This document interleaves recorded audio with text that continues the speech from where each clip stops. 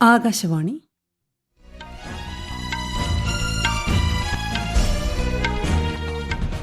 നമസ്കാരം.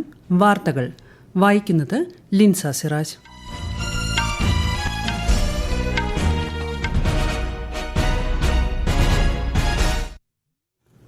പ്രധാന വാർത്തകൾ. 4 ദിവസത്തെ ഒഡീഷ സന്ദർശനത്തിനായി രാഷ്ട്രപതി ദ്രൗപദി മുർമു ഇന്ന് വൈകിട്ട് ഭുവനേശ്വറിലെത്തി. വികസിത ഭാരതമെന്ന ലക്ഷ്യത്തിലേക്ക് രാജ്യത്തെ നയിക്കുന്നത് യുവാക്കളായിരിക്കുമെന്നും ആ ശ്രമങ്ങളിൽ വിദ്യാർത്ഥികളുടെ പങ്ക് നിർണായകമാണെന്നും ഉപരാഷ്ട്രപതി ജഗ്ദീപ് ധൻകർ. പാർലമെന്റിന്റെ ബജറ്റ് സമ്മേളനം ഈ മാസം 22-ന് ആരംഭിക്കും. ബജറ്റ് അവതരണം 23-ന്. മലിനീകരണ നിയന്ത്രണത്തിനായി എണ്ണ കമ്പനികൾ നടപടികൾ സ്വീകരിച്ചു വരുന്നതായി കേന്ദ്ര സഹമന്ത്രി സുരേഷ് ഗോപി.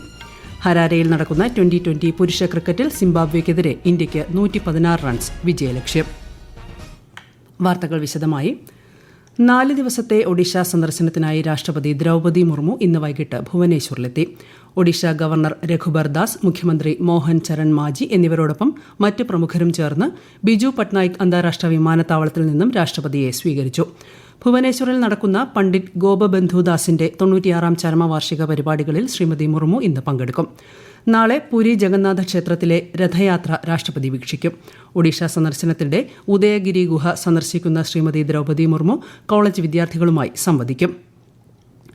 വികസിത ഭാരതമെന്ന ലക്ഷ്യത്തിലേക്ക് രാജ്യത്തെ നയിക്കുന്നത് യുവാക്കളായിരിക്കുമെന്നും ആ ശ്രമങ്ങളിൽ വിദ്യാർത്ഥികളുടെ പങ്ക് നിർണായകമാണെന്നും ഉപരാഷ്ട്രപതി ജഗ്ദീപ് ധൻകർ. ഭാരതം വികസന പാതയിലാണെന്ന് അന്താരാഷ്ട്ര നാണയനിധി, ലോകബാങ്ക് എന്നീ ആഗോള സംഘടനകൾ അംഗീകരിച്ചിട്ടുള്ളതായും ശ്രീ ധൻകർ പറഞ്ഞു. തിരുവനന്തപുരം വലിയമലയിലെ Indian institute of science and ടെക്നോളജിയിൽ നടന്ന ബിരുദദാന ചടങ്ങിൽ പങ്കെടുത്ത് സംസാരിക്കുകയായിരുന്നു അദ്ദേഹം.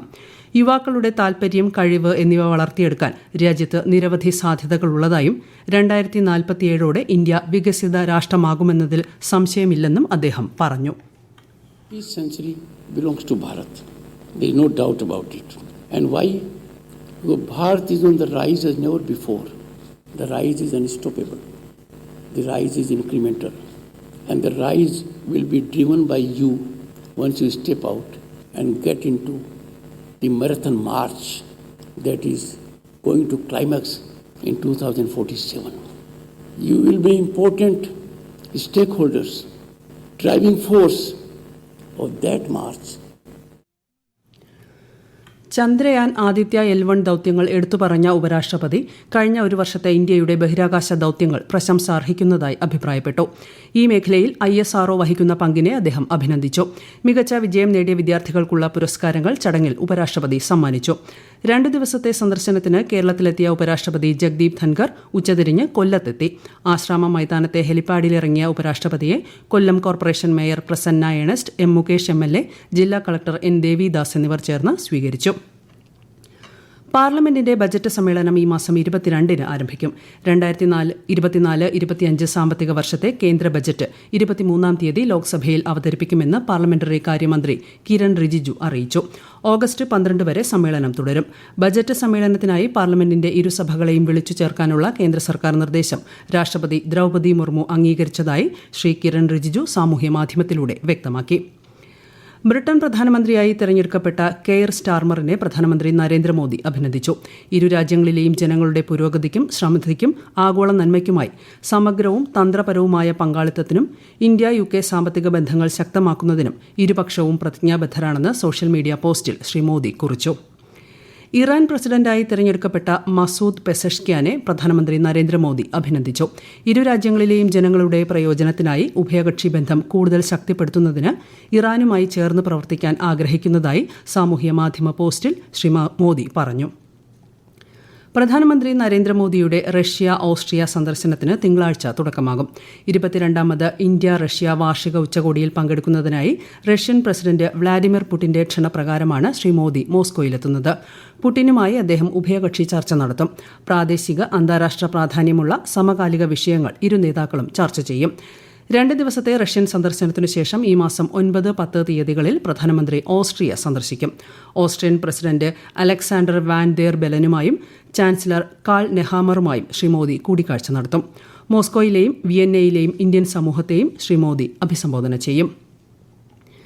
വിദേശകാര്യമന്ത്രി ഡോക്ടർ എസ് ജയശങ്കർ ഇന്ന് UK വിദേശകാര്യ സെക്രട്ടറി ഡേവിഡ് ലാമിയുമായി ആശയവിനിമയം നടത്തി. തന്ത്രപരമായ പങ്കാളിത്തം വർദ്ധിപ്പിക്കുന്നതിനുള്ള പ്രതിബദ്ധത ഇരുപക്ഷവും ആവർത്തിച്ച് ഉറപ്പിച്ചതായി സാമൂഹ്യ മാധ്യമത്തിൽ ഡോക്ടർ ജയശങ്കർ കുറിച്ചു. UK വിദേശകാര്യ സെക്രട്ടറിയുമായി നേരിട്ടുള്ള കൂടിക്കാഴ്ചയ്ക്കായി കാത്തിരിക്കുകയാണെന്ന് ശ്രീ ജയശങ്കർ പറഞ്ഞു. BSP സംസ്ഥാന പ്രസിഡന്റ് കെ ആംസ്ട്രോങ്ങിന്റെ കൊലപാതകത്തെക്കുറിച്ച് എത്രയും വേഗം അന്വേഷണം പൂർത്തിയാക്കി കുറ്റവാളികളെ കണ്ടെത്താൻ തമിഴ്നാട് മുഖ്യമന്ത്രി MK സ്റ്റാലിൻ പോലീസിന് ഉത്തരവ് നൽകി. ഇതുവരെ 8 പേരെ അറസ്റ്റ് ചെയ്തിട്ടുണ്ടെന്നും സംഭവത്തിൽ നടുക്കവും ദുഃഖവും രേഖപ്പെടുത്തുന്നതായും അദ്ദേഹം പറഞ്ഞു. അതേസമയം ക്രമസമാധാന നില പാലിക്കുന്നതിൽ DMK സർക്കാരിന്റെ പരാജയത്തെയാണ് ഈ സംഭവം സൂചിപ്പിക്കുന്നതെന്ന് കേന്ദ്ര സഹമന്ത്രി ഡോക്ടർ എൽ മുരുകൻ പറഞ്ഞു. ഇന്നലെ ചെന്നൈയിൽ വീടിന് മുന്നിൽ വെച്ച് ആൾക്കൂട്ട ആക്രമണത്തിലാണ് 52-കാരനായ ആംസ്ട്രോങ് കൊല്ലപ്പെട്ടത്. നീറ്റ് UG കൌൺസിലിംഗ് മാറ്റിവെച്ചതായുള്ള വാർത്ത തെറ്റാണെന്ന് ആരോഗ്യ മന്ത്രാലയം. കൌൺസിലിംഗ് തീയതി തീരുമാനിച്ചിട്ടില്ലെന്നും മന്ത്രാലയം വ്യക്തമാക്കി. കൌൺസിലിംഗ് മാറ്റിവെച്ചതായുള്ള മാധ്യമ റിപ്പോർട്ടിനെ തുടർന്നാണ് വിശദീകരണം. ഈ വാർത്തകൾ ആകാശവാണിയിൽ നിന്ന്. ആകാശവാണി വാർത്തകളും വാർത്താധിഷ്ഠിത പരിപാടികളും all India radio news Thiruvananthapuram എന്ന യൂട്യൂബ് ചാനലിൽ ലഭ്യമാണ്. കൂടുതൽ വാർത്തകൾക്കായി @All India Radio News Thiruvananthapuram എന്ന ഫേസ്ബുക്ക് പേജും @ARnews_TVM എന്ന X ഹാൻഡിലും സന്ദർശിക്കാം. ഹരാരയിൽ നടക്കുന്ന 2020 പുരുഷ ക്രിക്കറ്റിൽ സിംബാബ്വേക്കെതിരെ ഇന്ത്യയ്ക്ക് 116 റൺസ് വിജയലക്ഷ്യം. സിംബാബ്വേയിലെ ഹരാരെ സ്പോർട്സ് ക്ലബ് സ്റ്റേഡിയത്തിൽ ആരംഭിച്ച കളിയിൽ ടോസ് നേടിയ ശുഭ്മാൻ ഗില്ലിന്റെ നേതൃത്വത്തിലുള്ള ഇന്ത്യൻ ടീം സിംബാബ്വേയെ ബാറ്റിംഗിനയച്ചു. സിംബാബ്വെ നിശ്ചിത 20 ഓവറിൽ 9 വിക്കറ്റ് നഷ്ടത്തിൽ 115 റൺസ് എടുത്തു. ഇന്ത്യയ്ക്ക് വേണ്ടി രവി ബിഷ്ണോയി 4 വിക്കറ്റും വാഷിംഗ്ടൺ സുന്ദർ 2 വിക്കറ്റും വീഴ്ത്തി. മറുപടി ബാറ്റിംഗിൽ ഒടുവിൽ വിവരം ലഭിക്കുമ്പോൾ ഇന്ത്യ 13.4 ഓവറിൽ 7 വിക്കറ്റ് നഷ്ടത്തിൽ 68 റൺസ് എന്ന നിലയിലാണ്. സ്വച്ഛതാ മിഷന്റെ ഭാഗമായി രാജ്യം വൃത്തിയുള്ളതും മലിനീകരണം കുറഞ്ഞതുമാക്കി മാറ്റുന്നതിന് എണ്ണ കമ്പനികൾ വിവിധ നടപടികൾ കൈക്കൊണ്ടുവരുന്നതായി കേന്ദ്ര സഹമന്ത്രി സുരേഷ് ഗോപി. ഭാരത് പെട്രോളിയം കോർപ്പറേഷൻ ലിമിറ്റഡിന്റെ നേതൃത്വത്തിൽ സംഘടിപ്പിച്ച സ്വച്ഛതാ പക്വാഡ ക്യാമ്പയിൻ കോഴിക്കോട് ഉദ്ഘാടനം ചെയ്ത് സംസാരിക്കുകയായിരുന്നു അദ്ദേഹം. കേരളത്തിലെ കണ്ണൂർ മുഴപ്പിലങ്ങാട് ബീച്ചിന്റെ ടൂറിസം വികസനത്തിനുള്ള പദ്ധതിക്കുള്ള സാധ്യതകൾ പരിശോധിച്ചു വരികയാണെന്നും കേന്ദ്ര സഹമന്ത്രി വ്യക്തമാക്കി. ഒരു റിപ്പോർട്ട്.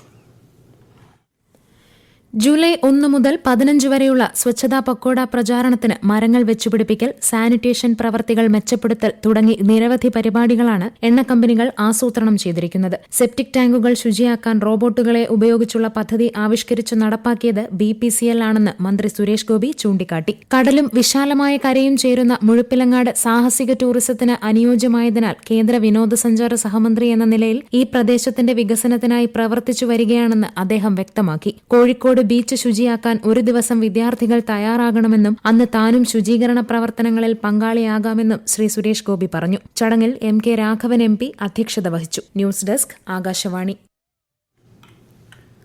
കേന്ദ്ര സർക്കാർ നടപ്പാക്കുന്ന വികസന പദ്ധതിയായ ആസ്പിറേഷണൽ ബ്ലോക്ക് പ്രോഗ്രാമിന്റെ ഭാഗമായ സമ്പൂർണ്ണത അഭിയാൻ പരിപാടിക്ക് ഇടുക്കി ജില്ലയിലെ അഴുത ബ്ലോക്കിൽ തുടക്കമായി.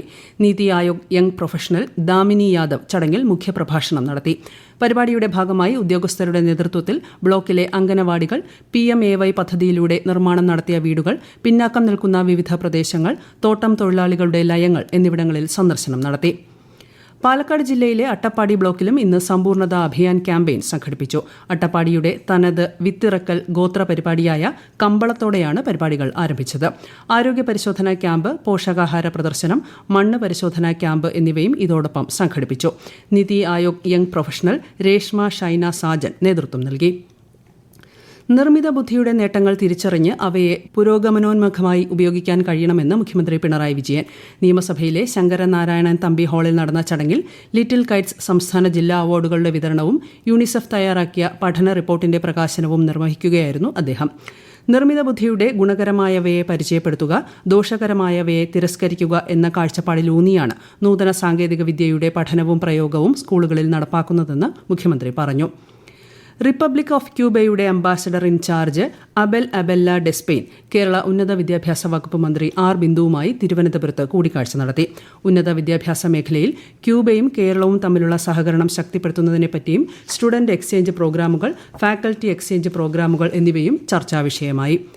പ്രധാന വാർത്തകൾ വീണ്ടും. 4 ദിവസത്തെ ഒഡീഷ സന്ദർശനത്തിനായി രാഷ്ട്രപതി ദ്രൗപദി മുർമു ഇന്ന് വൈകിട്ട് ഭുവനേശ്വറിലെത്തി. വികസിത ഭാരതം എന്ന ലക്ഷ്യത്തിലേക്ക് രാജ്യത്തെ നയിക്കുന്നത് യുവാക്കളായിരിക്കുമെന്നും ആ ശ്രമങ്ങളിൽ വിദ്യാർത്ഥികളുടെ പങ്ക് നിർണായകമാണെന്നും ഉപരാഷ്ട്രപതി ജഗ്ദീപ് ധൻകർ.